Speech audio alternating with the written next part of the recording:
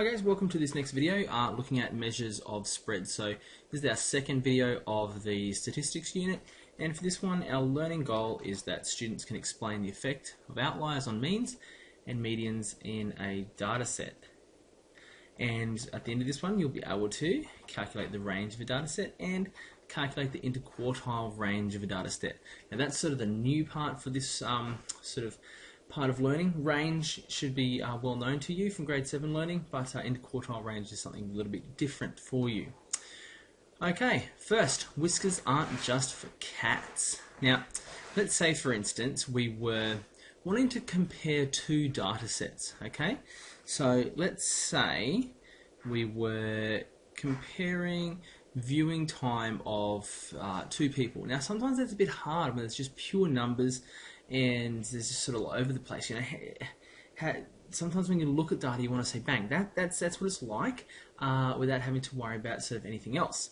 And what we can do is we can, using something called interquartile ranges, we can create these things called box and whisker plots, and end up kind of looking like this. And this ends up being sort of a look at what data is like. And you might say, okay, so here's our number line,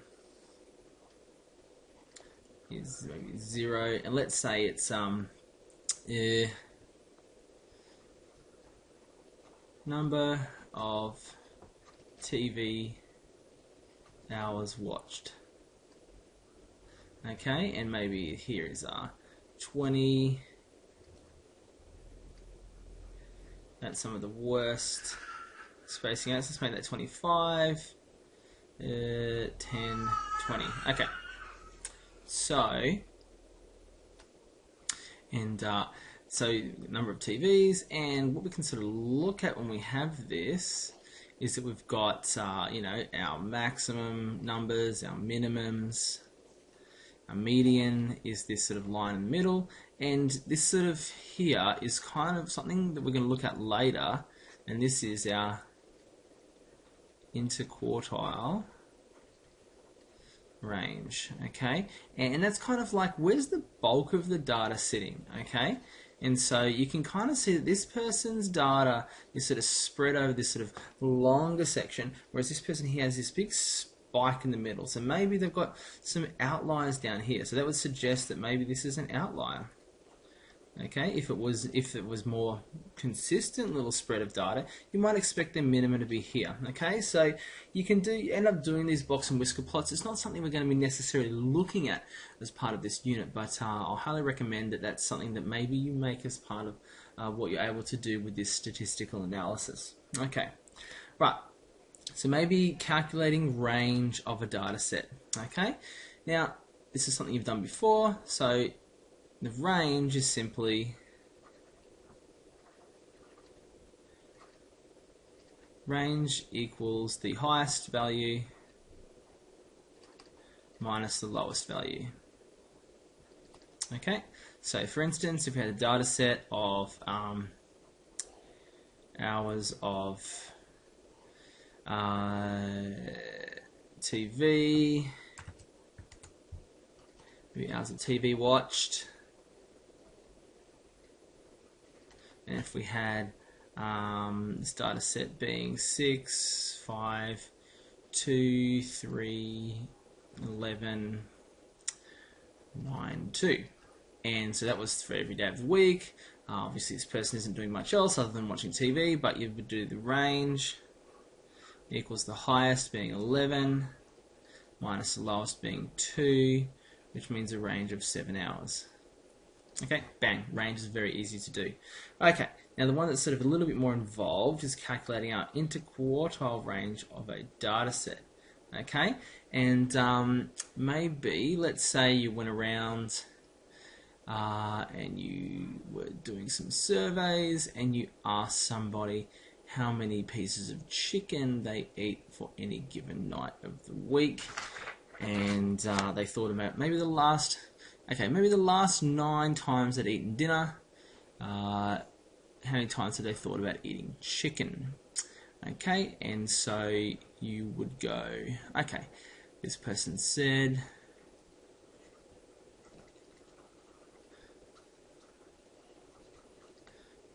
How many times thought about chicken? Would be, let's say 7 times 6, 6, 7, 1, 10, 8, 7, 9. Okay, so 1, 2, 3, 4, 9 sort of data set there. Now, the way that we go about doing an interquartile range is first, there's a couple of steps. So first, we want to order in ascending. Okay, all your data in ascending order. Then secondly, you want to split it in two. I'll split it in half, probably more correct to say. Thirdly, you're going to be finding median of each half. And then lastly, you calculate the interquartile range, okay? Right, let's just give ourselves a bit of room here. Okay, so first thing we're going to do with our data set, let's just scroll up real quick. Okay, have a look at that. Okay, let's order this in ascending order. So we have this is step 1. So 1, 6, we don't really need the comma, so just make them nice and spaced out. 1, 6, 6, 7, 7, 7, 8, 9, 10. Okay, now, so that's part 1. Step 2 is that you want to split it in half. Now, this has an odd number of values, and so you'll say, okay, how can I split this 7 in half? Well, you don't. If the number of pieces of data is odd, you just get rid of the middle one. Okay, so obviously you can see if it was even, you can just split it down the middle into 2 halves. Okay, right, so now once you've got that, you will now find the median of each half. Okay, so that's kind of like step 1 and 2 in the same sort of little bit. So now we're going to split the data in half. Then we're going to find the median of each half. Alright, so this part here, it's a pretty small data set, so we can see it's in between here. So the median of 6 and 6, so remember, even though it's super easy to think about, remember the average is equal to 6 plus 6 over 2, which is 6. So this part here is called the lower quartile.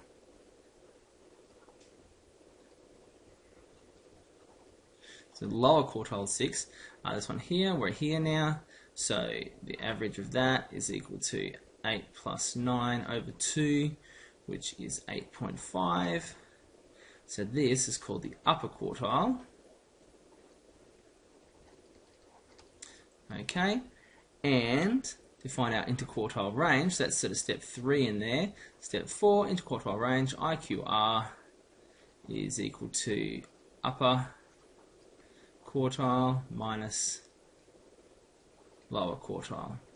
Okay, and that's going to come out with 8.5 minus 6, which is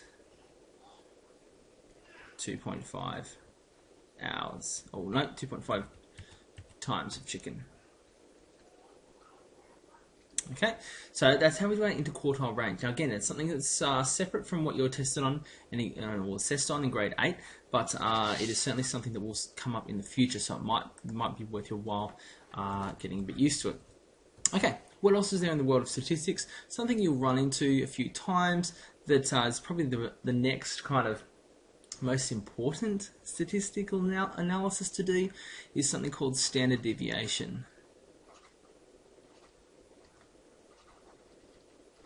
Okay, and that kind of looks at a data set and says, how spread out is this?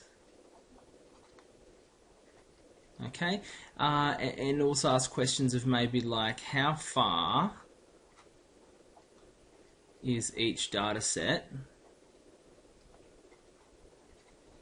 is each data point from the mean? So it's kind of the average of the points from the average. Okay, so that's another thing that you can kind of look at as part of your statistical analysis. And I hope you enjoyed this video. Again, nothing too new for you in grade 8, but I hope you enjoyed it, and I'll see you at school. Thanks, bye.